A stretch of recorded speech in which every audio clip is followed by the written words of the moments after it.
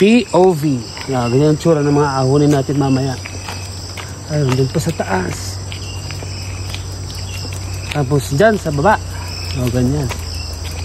Diba mga siko dito, grabe.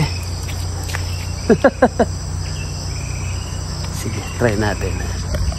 Basta dire-diretso lang po yan. Walang ibang daanan dyan. Pataas po kapit po kayo. Pupunta sila ng poblasyon. Ako, kulong-kulong. Medyo matarik yung mga ahonan dyan. Good luck sa kanila. Ingat sila.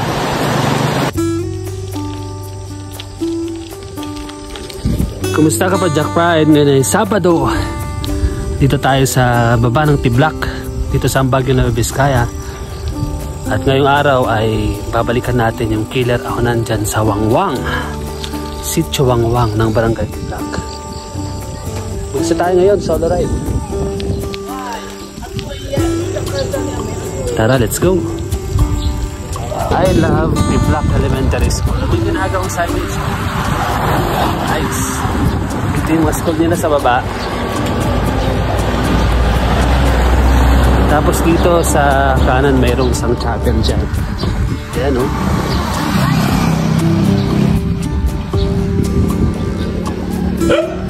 St. Vincent de Paulo Chapel. Bale, pababa tayo. Bababa tayo, lulusong tayo. Tapos lulusong natin ay ating babalikan. Hoy! Morning! Tagatay ka? Oh, sa dyan akong nakita. Ayan pala yung bago nilang barangay hall. Bagong bago. Kulay green. Papalapit na tayo sa tinatawag naming point of no return. Ito yon. Diyan sa bahaging yan, dire-diretso pababa na yan. At kapag bumaba ka dyan, hello, wala nang balikan, wala nang atrasan, tuloy na tuloy na. Tagal ko nang pumupunta rito sa Wangwang. Ngayon ko lang ito makikita, mga kapadyak. Ito oh, yung makapal na hamog na tumatawid dyan sa bundok. Wow, may mga ice cream vendors. Saan kaya sila magbebenta? Ayun, kahit malamig dito, meron pa rin nagbebenta ng ice cream. Wow, kapal ng hamog ngayon dito ah. Yes, exciting ito. Diba ang kapal? Sobrang mahamog ang paligid. Hindi natin makikita yung mga bundok, pero dyan sa labasan maraming bundok dyan, puting-puti. Tignan natin mamaya. Dahan-dahan lang tayo para ito yung bago para sa akin. Ngayon ko lang itong ma-experience itong Sea of Clouds dito sa Wangwang, Sitio Wangwang. Barangay pa rin dito ng Tiblak. Wow, yan o.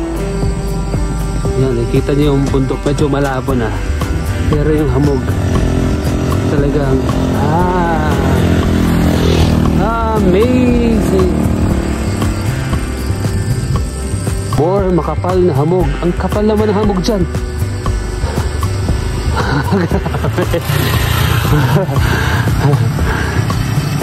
It is really so amazing.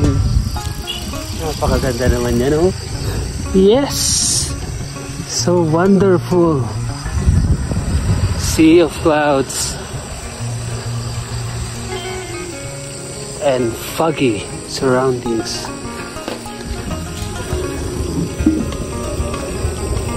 Wow, wow, wow! Sobrang ganda. Papansin nyo, pababa lang talaga tayo ng pababa. Pero itong pinababaan natin, yan yung aahunin natin mamaya. Dire-diretso rin yan. So, tinatawag nila itong Wangwang na killer ahonan kasi nga talagang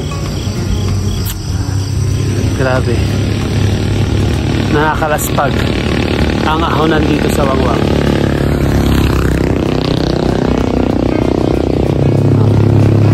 Pero maswerte ako ngayong araw kasi mahamog, hindi masyadong mainit. Hindi talaga mainit, actually malamig. Hindi tayo masyadong malalaspag. Ay. Kapal, no? Kapal talaga ng hamog dito. Hey, amazing!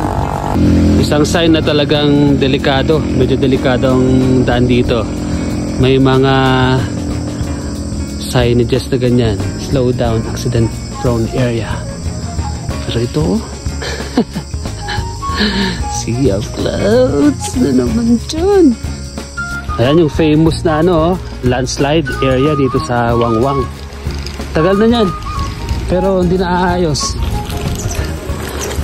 Hanggang sa naging parang tourist attraction na. Uy, yeah. Dito na tayo sa Wangwang Bridge, mga Kapadyak Pride. Diyan sa parting yan, kung dediretsahin nyo pa, pupunta na kayo ng sentro ng Ambagyo sa poblasyon. Pero hanggang dito lang tayo, dito tayo magsisimulang pumadyak. Pabalik dun sa Naduntog. 7:30 na ng umaga. Swerte tayo pag makakabalik tayo ng T-Block within 30 minutes. Pero I doubt mga more than 30 minutes sigurong kiyatan yan. Heto na. Heto na. Heto na. Ahon. Ano nga yung simula ng ahonan? Pabalik sa Naduntog.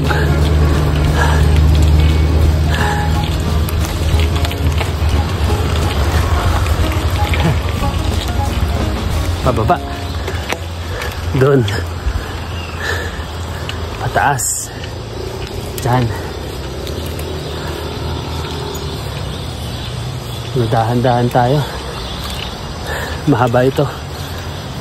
At matarik. Oh, yan. Siko agad. Mukhang nagkaroon ng landslide dito. Kaya medyo hinawa yung bundok. Ayan, sila. Ha? Come on, Siko.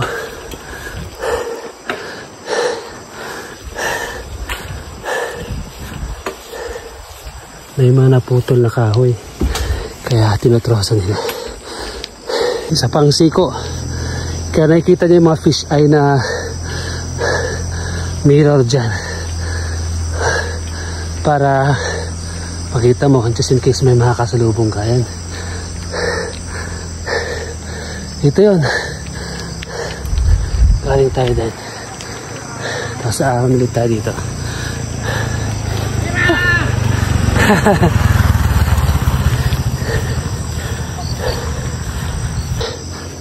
Kagaling mo doon. Tapos dyan. Paglampas mo dyan, meron ulit. Paliko. Napaahon.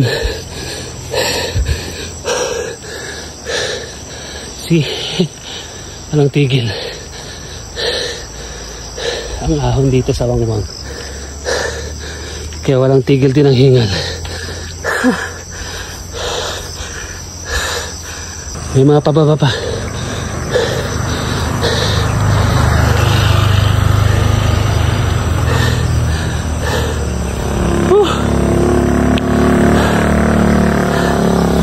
Pagod namin.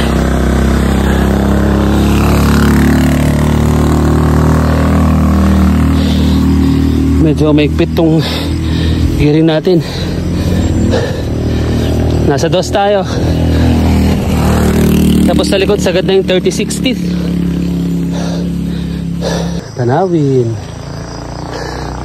Yang bundok na yan papuntang poblasyon yan. Sa munisipyo ng Ambagyo.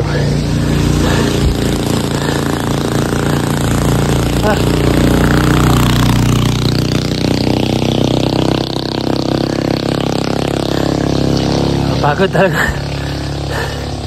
Tagaktak ang pawis. Todo hingal. Buti na lang talaga at maganda yung panahon. Hindi mainit kundi talagang totolas pag tayo rito. Walang tigil. Walang tigil na ahonan. Pero Katulad naman ng lahat ng ahonan, nakukuha naman yan sa tiyaga. Kaya ito, kaya yung ginagawa natin, sinatsaga natin. Talaga naman. Ay, todo yan. Todo natin dyan. Todo persa. Todo yuko. Ayan, malapit na. Basically, tinatahi na natin tong daan. Ha? Ayan, oh. Ang layo.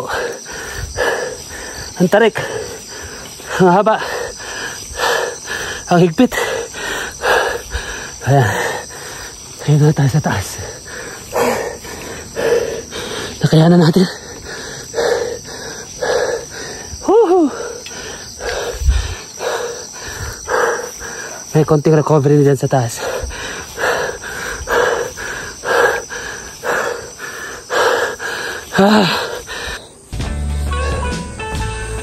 Bale mga kapadyak pride, pagkatapos nung sobrang tarik na ahonan kanina ay ahonan pa rin pero banayad na. Yun lang talaga yung killer parte ng ahonan. Pero gusto kong i-share, may maganda akong at bago akong accomplishment dito sa padyak kong ito. First time kong gumamit ng dos sarapan sa isang matarik na ahonan. Diyan sa Wangwang lalo na first time. Nakaka-proud lang, no? Another achievement unlock sa ating pagpapadyak. So dito ko natatapusin ang ating vlog. Maraming salamat ulit sa inyong panonood at pagsuporta. Ingat sa pagpadyak. Magbatihan sa daan. Pedal forever. Peace.